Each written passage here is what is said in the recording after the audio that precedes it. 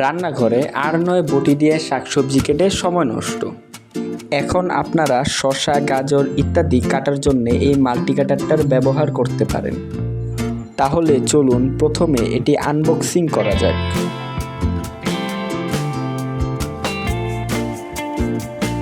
আমি এই কাটারটা অর্ডার করি দারাজ থেকে, বা আপনার এলাকার লোকাল শপগুলিতেও এটি পেয়ে যাবেন।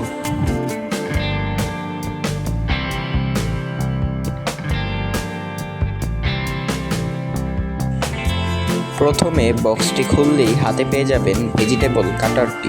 এটি তৈরি করা হয়েছে হার্ড প্লাস্টিক দিয়ে, যার কারণে এটি অনায়াসে ব্যবহার করতে পারবেন বহুদিন। ভেজিটেবল কাটারটির ব্লেডগুলো আমি ম্যাগনেট দিয়ে পরীক্ষা করে দেখতে পেয়েছি এগুলো স্টেনলেস স্টিল দিয়ে তৈরি, যার কারণে এগুলোতে মরিচা পড়ার সম্ভাবনা খুবই কম, যার কারণে এটি আরও দীর্ঘস্থায়ী হবে ব্যবহারের ক্ষেত্রে।